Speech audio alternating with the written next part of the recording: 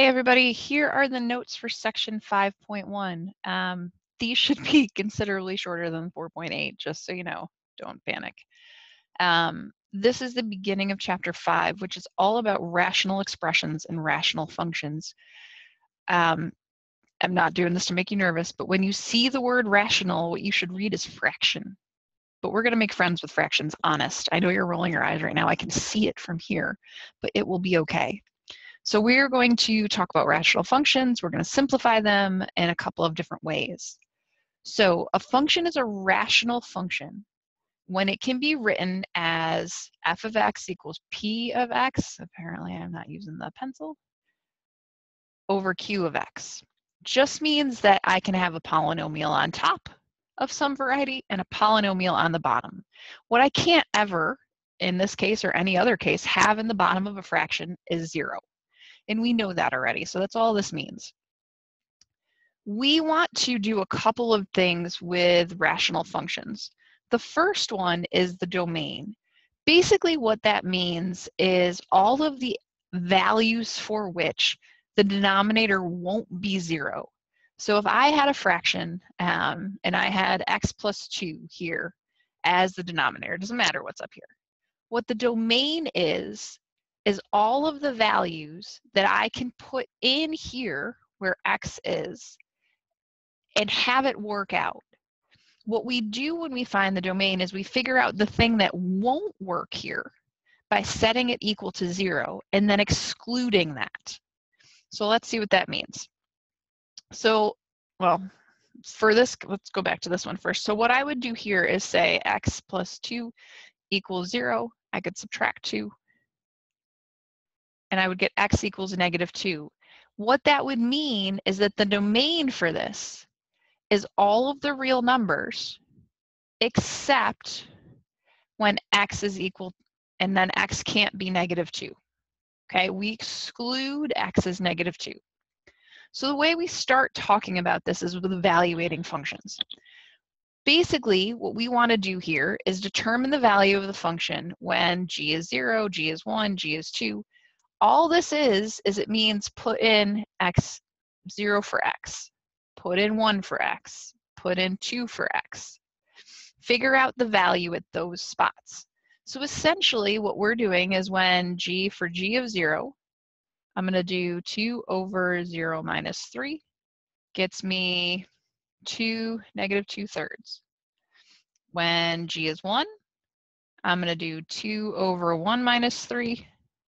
That gets me 2 over -2, which is the same as -1. When g is 2, it's 2 over 2 minus 3, which would be 2 over -1, which is the same as -2, right? And so on. So we're going to do, oh, I missed the page. You can use your calculator to help you figure this out. When g is 2.5, you can figure that out. 2.9, when g is 3, okay, when we find g of 3, pardon me, 3 minus 3 is what? Is 0. So I get 2 over 0. At this spot right here, this function is undefined. Okay, that means that the denominator is 0. That's not cool. Everywhere else is going to work. So if I put in g of 4, I would get 2 over 4 minus 1 would get me 2 over 3, right? Oh, sorry, 4 minus 3 would get 1. I was doing the math ahead in my head. That'd be the same as 2. G over 5, or g of 5 would be 2 over 5 minus 3 would be 2 over 2, which is the same as 1. And you can see this is sort of the reverse of what happened earlier, right? But at this spot right here, the domain is undefined. All right, so the domain of the function, what we're going to write is, we could have done this the other way and said x minus 3 equals 0. Add 3 to both sides. X is 3. So what we're going to write is that the domain is all rational numbers,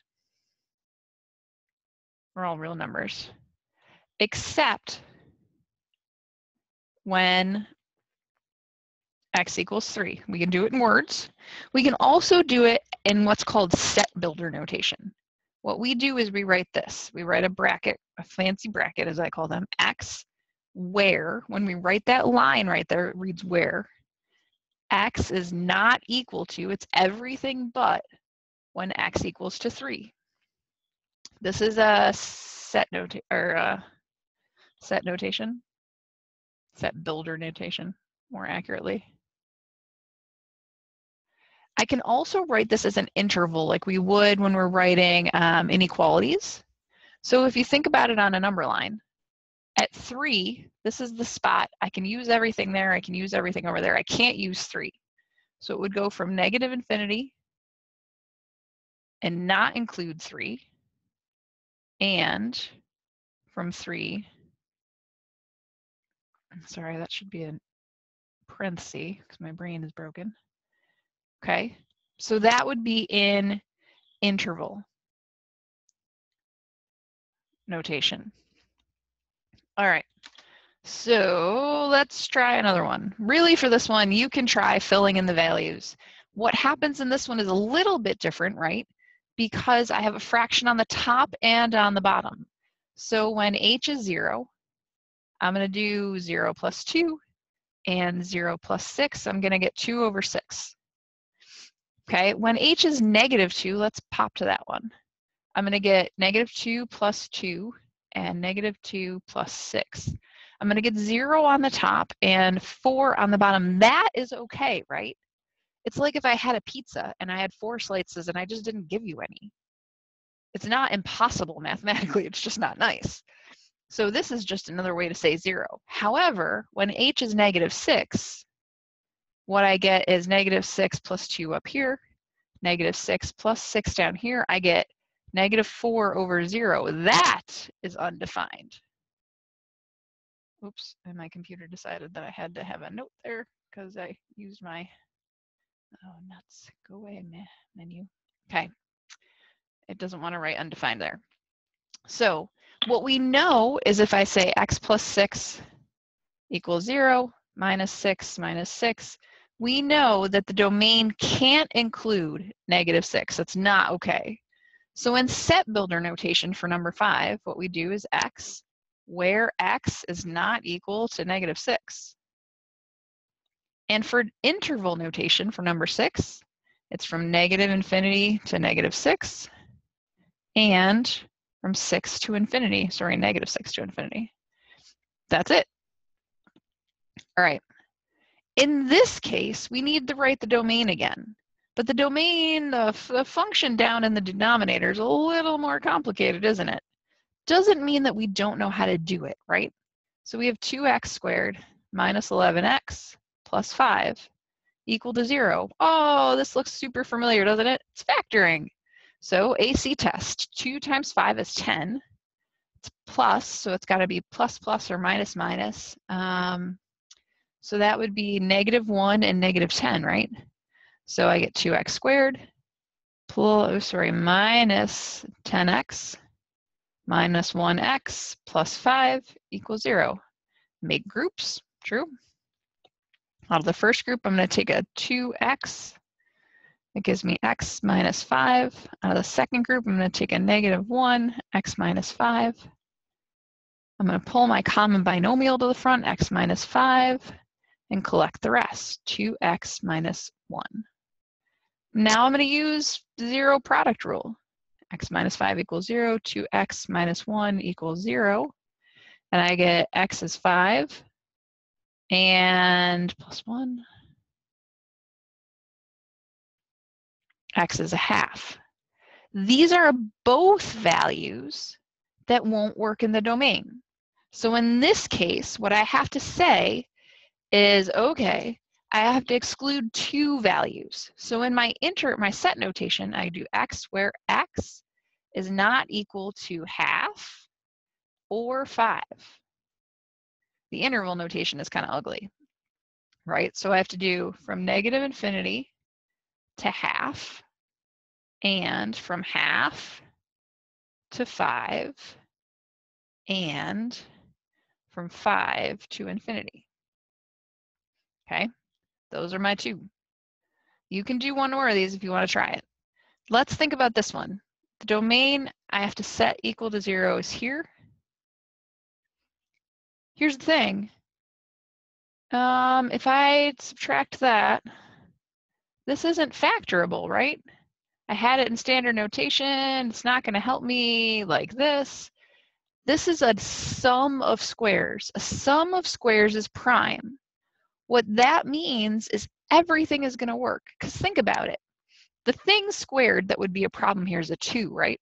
But if I do 2 squared, I'm going to get 4. If I do negative 2 squared, I'm also going to get 4. There's no way to get a negative here.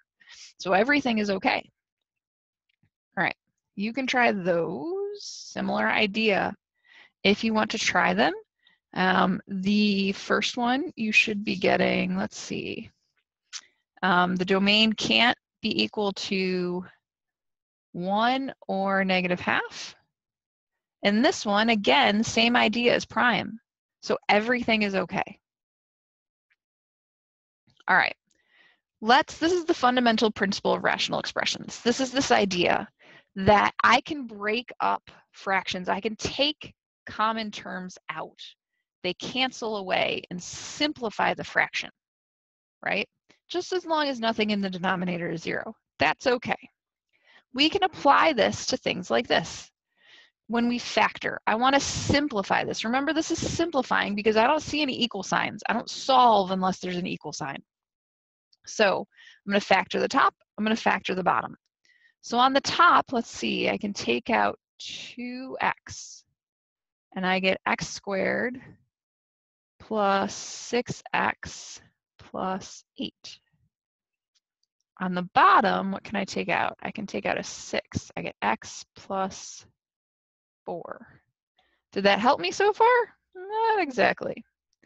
But I can simplify so far. I'm not in bad shape. So let's think about this and carry it to the next slide. So I had what? 2x over x squared plus 6x plus 8 over 6x plus 4. The restrictions on the x. So this means, is there anything in my domain that's not okay? Well, if I set that equal to 0, 0 product rule, I get 6 equals 0 and x plus 4 equals 0. Minus 4, x is negative 4. Basically, x can't be negative 4. That's my restriction. If x is negative 4, I'm toast. Otherwise, I'm okay. All right, that's great. Now I want to simplify. So here I am back here at this 2x, x squared plus 6x plus 8 over 6 times x plus 4. At this point, like, I need to say to myself, hey, did I factor completely? I didn't really, did I? Look at the top. I could have factored that further, and I should have. So finish it now. Let's see, I want to multiply to 8 and add to 6. That'd be x plus 2, x plus 4. So then in the denominator, 6 and x plus 4. Now, remember, if I have the same thing as a product, as on the top and on the bottom, I can get rid of them. So those guys cancel each other out. The other thing is I can sort of simplify the numbers. So 2 goes into 6 3 times. So what I can end up with is x times x plus 2 all over 3. Now it's simplified. That wasn't so bad. I can do that whole thing again right here. If you need to help to try to work through this, you should go back to this last example, okay? The restriction on the domain would be x's can't be equal to negative 7. And the simplified version should be x minus 4 over 2. All right, let's try something else. We can simplify, using that same idea, we can simplify all kinds of things. So let's simplify this one. I'm going to take it number by number, letter by letter. So look at the 2 and the 8. I can divide 2 into 8. They're both divisible by 2. That becomes a 1. That becomes a 4. So I'm going to write that down here. When I have x squared, it's really like having two x's. An x to the fourth looks like that, right? So I can really cancel out two of them. That leaves me with x squared on the bottom. The same with the y's. It would be like having 8y's. Hopefully I have the right number. Over 3y's. I can cancel 3 of them. That leaves 5 on top. And there's my answer. So I get y to the 5th over 4x squared. Done. Let's try another one. Oops. Same idea here, right? 9 and 18, I would leave a 2 on the bottom, right? There would be a to the 3rd on the bottom, and there's more b's on top, so b squared. Okay? Okay. If you're doing an example like this one and you find yourself stuck because you don't know where the b's are, right? Or how many where should be, write them out. This is b to the 3rd. That's what that means over this. Cancel and see what you have left. B to the squared goes on top. All right, let's simplify this one. This is a little complicated, right? Because this involves factoring. Look at the top. What do you see? I see a sum of cubes. Do you? Yeah. All right, so on top I see a sum of cubes. When it's a sum, the plus sign goes first. And let's see, it would be t and 2 and t squared and 2t and 4. All right, great. On the bottom, what am I going to have? I have, I think, a perfect square, right? That's a square, that's doubled, or the squares multiplied together. Yeah, 2 times. So I would have t plus 2 and t plus 2. All right, those guys cancel. What I have left is t squared minus 2t plus 4 over t plus 2. Leave it alone. It's done. All right, try that one. What do you see on the top? I see a sum of cubes again, or a difference of cubes, right? And the difference there is that the minus goes first. So it would be p and 3 and p squared and 3p and 9. On the bottom, that's just factoring, right? Let's see, multiply to 9, add to -6. So -3 and -3. And then you cancel. You're in good shape. All right, let's try one more. One more kind of thing. Now look at this one. This one is weird, right? Because sometimes things are in an order that's different than you'd like. But we can always flip the signs on things, right? We can factor out a -1. So what I want to do here is leave this one this way, because the x is first and the number second. But on the bottom, I'm going to factor out a -1. What that's going to make is -25 plus x squared. And then I can sort of mush them around to make them more pleasing to my picky math eye. I would get x squared minus 25. Ooh, and now I see something good there. I see a difference of squares. So I'm going to leave x minus 5 up here. I'm going to leave the -1 here. And the difference of squares there would be x minus 5, x plus 5. Simplified, okay? So then that would give me negative over x plus 5. The negative can be applied no matter where it starts in a fraction that belongs to the whole thing. So you can just apply it wherever. Try one more of those. Okay, I have on the, let's do the top first. The top is out of order, right? I'm going to take out a -1 and I'm going to move stuff around. It's going to be a positive 5x minus 20. All right. And then on the bottom, let's see. Wants to multiply to -12 and add to -1. So that's x minus 4 and x plus 3. That didn't help me at all. It's because I have a common term on the top. So that -1. Really, what can I factor out of the top? I can factor out a -5, or just a 5 now. So that should have been a -5. That would get me x plus 4.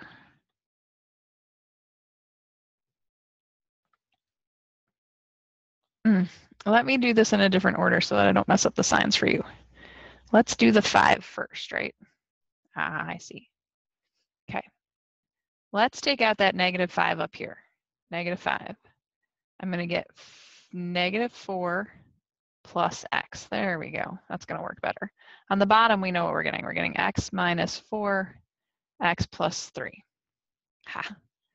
All right, so on the top, we have that -5, but really, once things are added and subtracted, I can switch the order.